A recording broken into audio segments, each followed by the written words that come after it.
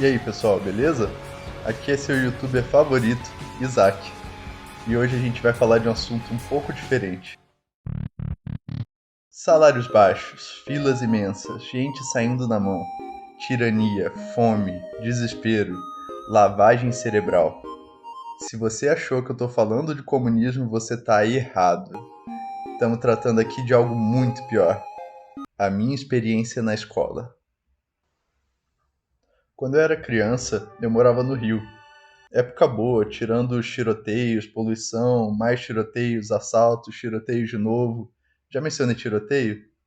Na moral, eu lembro as primeiras vezes que a gente ouviu tiro de noite, meus pais correndo, falando pra todo mundo abaixar. A gente morava do lado de uma favela, isso começou a ser cada vez mais frequente, sempre à noite. Até que um dia a gente já tava tão acostumado que nem se mexia. Era tipo, nossa, tiroteio hoje de novo, que coisa, né? Putz, cápsula de bala no chão da garagem outra vez, que será que aprontaram? Falando assim, pode até parecer estranho, mas eu gostava muito de morar lá. Só que depois do meu pai ser assaltado 3 vezes no mesmo ano, eles resolveram que a gente ia se mudar pro Paraná. 2001 foi nosso último ano lá, e inclusive eu lembro de estar assistindo Digimon quando a Globo interrompeu para mostrar o atentado das Torres Gêmeas. Parem de propagar efeito Mandela, nunca passou Dragon Ball nesse dia. Enfim, fomos para uma cidade pequena no interior do Paraná, perto de Maringá. A minha mãe, né, muito querida, arrancou a folha da agenda com o número dos meus amigos e picou em 1000 pedacinhos e falou: "Você não vai mais precisar disso aqui, você vai fazer novos amigos lá." Os meus pais me colocaram num colégio novo, só que era um fodendo colégio de freira. Mano, aquelas velhas eram malucas, vocês não têm noção. Elas faziam todo mundo rezar antes da aula, obrigavam a ler a Bíblia. Sempre tinha um colega que falava: "Então, mas eu não sou católico." E as freiras: "Se não ler, vai repetir de ano." Uma vez no intervalo, uma menina da minha sala teve uma crise de pânico e não conseguia voltar pra aula. Um piá da minha sala ficou lá acalmando ela e adivinha? As véias deram suspensão pros dois, depois de um puta sermão falando que matar aula era coisa de vagabundo. Olha que sem noção. E o povo que estudava lá? Cara, eu caí numa sala que era perfeita, a galera era mó gente boa, me dei bem com todo mundo, era o paraíso. Aí os meus pais fizeram mudar pra outra sala porque a minha prima tava lá. Cara, aquela filha da puta nunca falou um oi pra mim em 6 anos estudando junto. Mas beleza, né? Isso não era tanto um problema, tinha outras pessoas na sala. Tinha uns doentes cowboy que andavam de cavalo no meio da rua. Na moral, só no Paraná pra ter uma porra dessa. Tinha também uns cara louco de droga. Tinha uns doidos no shape, só louco de trembolona. Umas guria evangélica.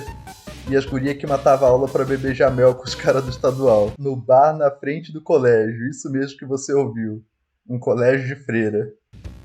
Enfim, pelo menos o colégio era bom. Será mesmo? 3 anos nesse colégio foi o suficiente para me fazer odiar as matérias de humanas e literatura. Eu tive uma professora de história que a aula dela era ler apostila.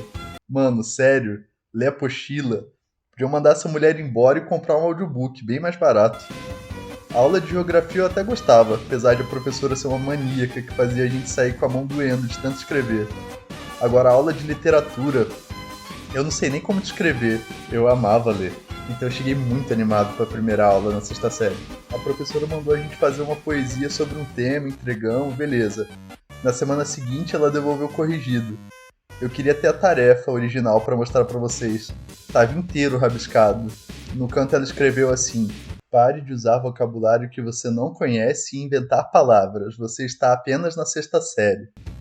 O vocabulário extremamente complicado que eu usei eu tinha aprendido escutando Paralamas e Charlie Brown Jr., muito erudito. Aí na sétima série essa matéria mudou de professor. O cara novo era um japonês que estava 300% preocupado em não sofrer bullying com os alunos por ser gay, e 0% preocupado com a aula.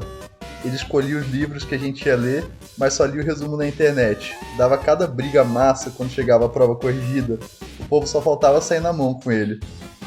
Mas o pior ainda tá por vir. Filosofia.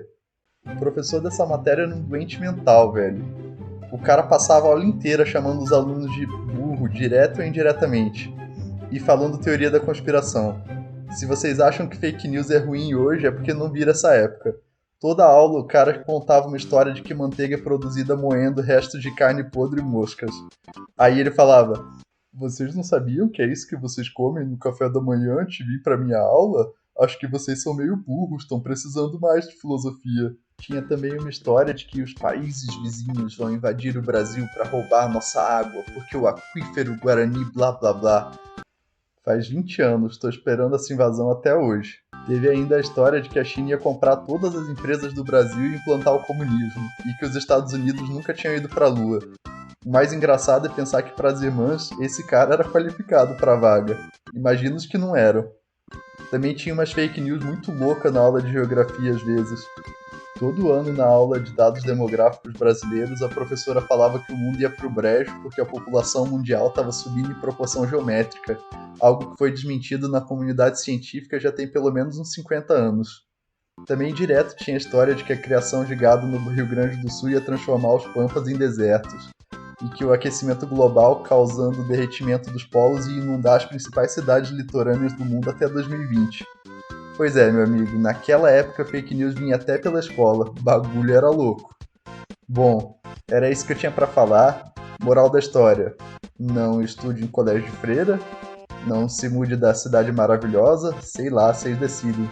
Dá like, se inscreve, ativa o sininho e valeu, até mais. Now the world don't move to the beat of just one drum. What might be right for you? Cena pós-créditos. Opa, agora deixa eu ver quanto falta para monetização do canal.